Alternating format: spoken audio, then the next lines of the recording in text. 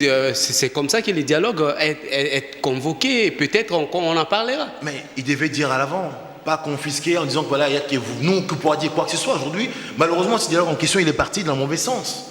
Aujourd'hui, même si on va dialoguer, mais à ce jour, le dialogue est pallié, est vidé, puisque l'article là 110, il dit que le président, voulu ou voulu pas, il est en place. Bolinga, bolingate, a dans la place. Ça veut dire ça. Donc on peut aller au dialogue, Bolinga, bolingate, il est le président. On peut parler aujourd'hui de la CENI pour les achats des kits, qu'on n'achète pas, le président, il est en place, malgré vos soi-disant désiterats. Donc, on est un peu pris au piège, dos au mur. Donc ça fait faire que, ça peut toujours créer un peu des tensions. Alors on n'a pas besoin pour le moment au Congo des tensions, on a besoin de l'unité pour que le Congo puisse aller mieux. C'est ça le problème que je vous dis. Ça manquait au président cet acte-là. Peut-être ses conseillers. Ils ont mal conseillé le président. Et maintenant, qu'est-ce qu'il faut faire compte tenu de la situation actuelle, du blocage actuel, de la crise actuelle? Il faut que la Cour constitutionnelle qui dise le président il est là en place pour combien de temps? Qu'ils n'ont les dates. Combien de temps qu'ils veulent le mettre en place? Infiniment, 5 ans, 10 ans, 20 ans, il faut qu'ils nous disent. Ce n'est pas la Cour qui doit déterminer combien de temps le président mettra hormis les élections. Mais ils l'ont posé là. Ça veut dire que nous autres aujourd'hui, nous comptons pour du beurre. Donc si il n'y a pas élection, le président il restera là. On dit c'est la Cour constitutionnelle. Donc on fait quoi? On passe par où? Et heureusement, je ne suis pas avocat, ni juriste, je peux parler, je peux réfléchir. Mais quand je vois cet article-là aujourd'hui, c'est ça qui devait être bondi avant l'article 73. Qui devait avoir, les scrutins doivent être convoqués 90 jours avant l'expiration de mandat du président en place. Ce n'est pas ce qu'ils ont fait. Maintenant, on est un peu en porte-à-faux. L'article est sorti avant 73.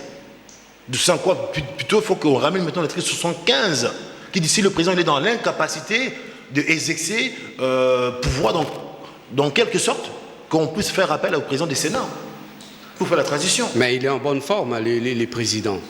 S'il n'y a pas d'élection, je pense que l'article 75 prendra le dessus.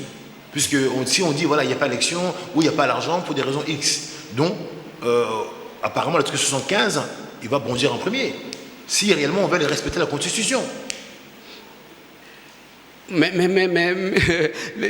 l'article 75 ne peut pas intervenir puisque l'article 70 a déjà primé, c'est elle, c'est lui au fait qui régit la chose. Mais il est passé, je dirais, subitement, il est passé en force.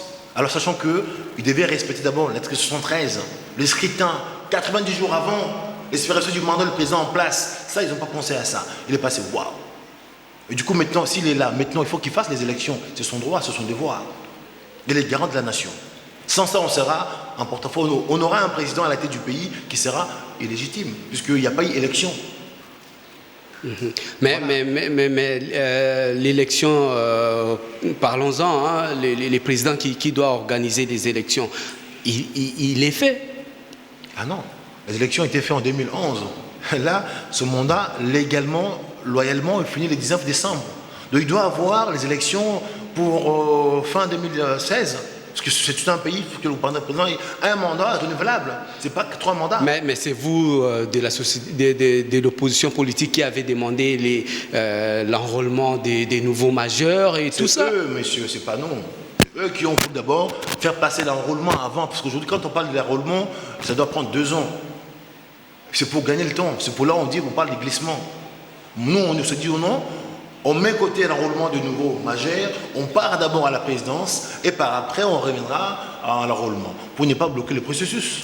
Mais il y a un comité onusien là qui dit que les élections ne peuvent être organisées avant 6 mois. Donc, tout est possible, comme on dit. Normalement, là, au Congo, on a encore le temps, on a largement le temps. On doit faire les élections comme c'était prévu. Qui a l'argent, pas l'argent, on aura les élections. Puisque même aujourd'hui, vous savez, la communauté internationale aujourd'hui, ce qui se passe chez nous, ils voient. Ils sont un peu, je dirais, sidérés de voir qu'un grand pays comme la nôtre, comme le Congo, malheureusement, il est un peu déséquilibré. Parce qu'aujourd'hui, si le Congo, je ne souhaite pas, est déstabilisé, mais c'est toute l'Afrique qui part en fumée. Au Congo, c'est un grand pays, on est nombreux. Donc, nous, on maintient un peu le poumon de toute l'Afrique. Le Congo, c'est un grand pays. Donc, ce pays, il faut qu'il reste uni pour préserver tous ces petits pays qui sont autour de nous. Ah ben voilà, vraiment c'est notre devoir de préserver cette unité. Donc le Congo, il restera uni. Peu importe. Ce n'est pas un seul homme, ce n'est pas un groupe. Le Congo sera uni. On fera tout pour qu'il reste. Alors, vous, en tant que président de MJC, Mouvement de la jeunesse congolaise, qu'est-ce que vous dites à vos jeunes compte tenu de la situation actuelle, hein? Malheureusement, notre jeunesse aujourd'hui, il n'est pas considéré, il est mis de côté. Nous avons un pays aujourd'hui, les jeunes, ils sont un peu, je dirais, mis de côté, ils sont un peu amers. Quand tu vois la politique en place, il y a parce que nous sommes là, les jeunes, on ne se retrouve pas. On veut que nos jeunes puissent prendre plaisir. On ne peut pas vendre les pays. Hein? Mais c'est qu'ils disent de l'autre côté, parce qu'aujourd'hui, nous, les jeunes de ce pays-là, on ne se retrouve pas. Il faut que on puisse vraiment intéresser les jeunes à aimer ces politiques. Parce que sans la politique, on ne peut pas se marier, faire des enfants, acheter une maison. Tout est basé par ça. Il faut que le pays soit stable pour que vous, demain, vous aurez un salaire. Donc si le pays n'est pas stable, personne n'aura un travail sûr ou faire des projets. Donc on doit tous s'intéresser à la politique et regarder réellement qui les gens qui nous gouvernent. Qu'est-ce qu'ils veulent faire de notre vie, de notre argent? C'est pas eux, ils sont là. Vous savez, aujourd'hui, malheureusement, on applaudit nos chefs d'État. C'est plutôt à eux de nous applaudir. Parce que c'est nous qui l'en font aujourd'hui, ces hommes-là. Ils travaillent pour nous. Un chef d'État, il est là pour servir son peuple. C'est pas nous devenir leur esclave, c'est à eux, c'est notre moi la Moussala, c'est notre esclave, le président. Il travaille pour nous. Le président travaille pour moi et pour vous. Mettons en Afrique au Congo, les rôles sont inversés. Et le président, mettons, c'est nous qui devons aller, papa Nazala. Non, monsieur, c'est lui qui travaille pour nous. C'est à lui de faire pour que nous puissions manger. Comme dans une maison. Les enfants, ils n'ont pas demandé à venir au monde, monsieur. C'est à vous de les nourrir. C'est votre devoir, c'est votre droit. Mettons, nous, on veut dire, monsieur le président, s'il vous plaît, j'ai faim. Non, monsieur, c'est honteux. C'est à lui de penser qu'on doit manger. C'est son devoir. Il est le garant de la nation. C'est un père de famille. On nourrit ses enfants comme au monde. C'est votre devoir. Sinon, il ne fait pas des enfants. Vous voyez? C'est bien clair. Mettons-nous, nous allons demander pardon au chef de l'État pour manger, pour être en protection. Non, monsieur, c'est son devoir de nous protéger, de nous donner à manger. Et puis avoir un travail.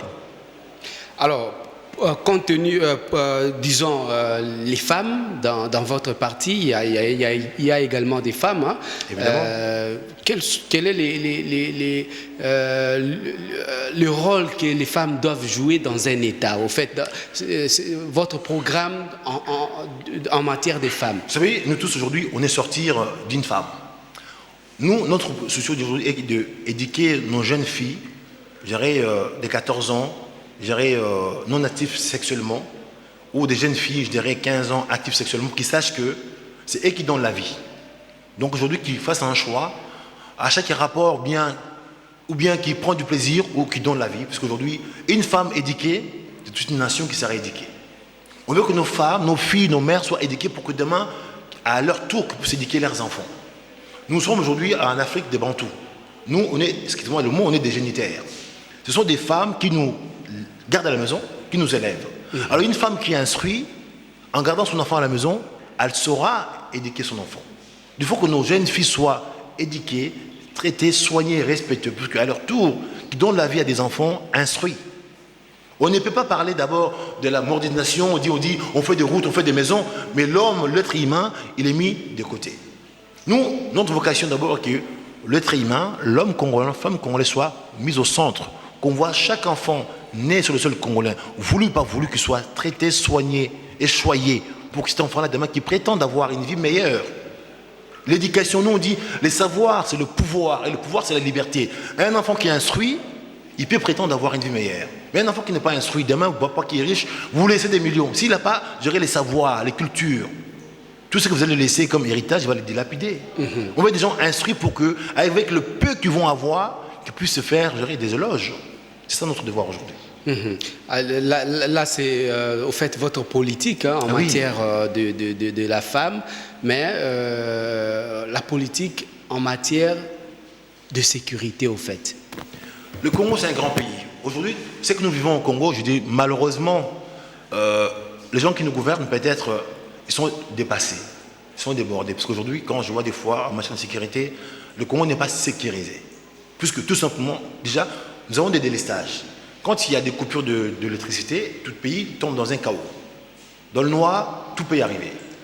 Même dans une rue qui est éclairée, même un voleur qui voulait voler, envoie la lumière, ne pourra pas voler.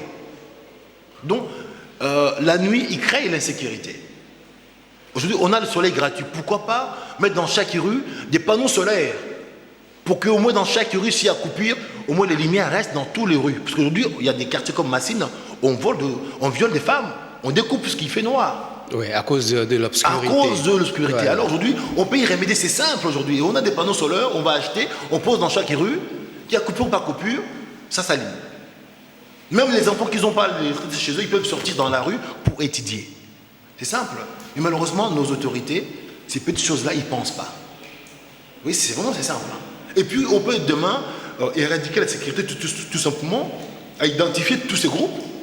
Le Koulouna, là, il faut les prendre, les former, donner un emploi, donner un travail. Ceux qui veulent faire un métier, apprendre un métier. Ceux qui veulent aller à l'armée, envoyer à l'armée. C'est simple d'éradiquer l'insécurité dans un pays. Tous ces groupes d'armées, c'est simple, il faut les prendre à la main. Ceux qui sont intéressants, instruits. Parce qu'aujourd'hui, il ne faut pas seulement d'avoir un militaire, parce qu'il tient là pour un militaire qui soit patriotique. Un militaire au moins minimum, niveau bac. Tu sais qu'il n'a pas le niveau bac, il ne rentre pas dans la police. Qu'on le renvoie là où il était. Qu'on prend du militaire instruit. Parce que moi, j'ai dit, messieurs, s'il vous plaît, il m'a tiré dessus. Un policier doit parler d'abord avec les gens. Aujourd'hui, on voit nos policiers, ils ne parlent pas. Comment voulez-vous être un gardien de la paix, sachant qu'on parle avec la population? On voit des gens instruits, qui peuvent poser des questions, qui peuvent amener une instruction. Mais ces gens-là qui ne sont pas instruits également, ils sont congolais, hein, il a droit au travail. Mais qui changent de métier. Et tout ça. Dans la police, dans des pays comme la France, il faut avoir un minimum de diplôme d'État parce que tu es censé faire un rapport. Tu dois parler avec les gens, bonjour monsieur, vos papiers d'identité. On dit d'abord bonjour monsieur. Donc il va vous respecter. Bonjour monsieur, présentez-vous. Et sinon au Congo ici, quand on arrête quelqu'un, est-ce qu'il y a même bonjour? Il n'y a pas bonjour, tout de suite, on t'arrête.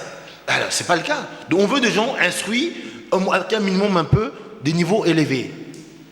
Un policier qui te voit, bonjour monsieur, présentez-vous, pour quelle raison, qu'il y ait un change, qu'il y ait au moins un échange. Sans ça, qu'ils ne rentrent pas dans la police, qu'on les envoie aller faire, je ne sais pas, peut-être les Bilanga. Alors, ça c'est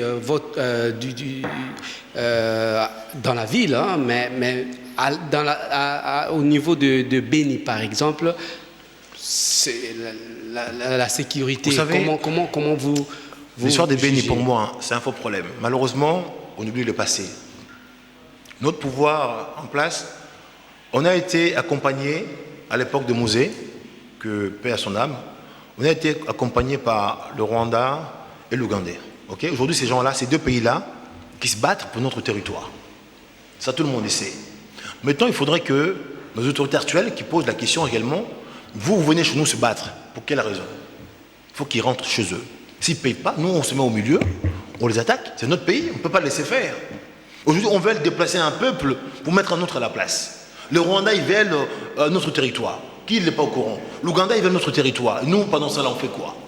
On laisse faire? Non, monsieur, on doit intervenir. Qu'ils fassent appel à des professionnels. Comment on peut faire pour éradiquer cette trouble-là? C'est des choses qui sont créées sciemment parce qu'on veut le récupérer notre bien. Mais malheureusement, nos autorités, ils ne voient pas dans ce sens-là. Ça, c'est mon expertise. Hein. Ok, monsieur, bienvenue Bambalé, nous arrivons presque à la fin. On m'a fait signe là qu'il est temps. Votre mot de la fin par rapport à cette émission? En tout cas, moi, je déplore la situation dans laquelle nous vivons.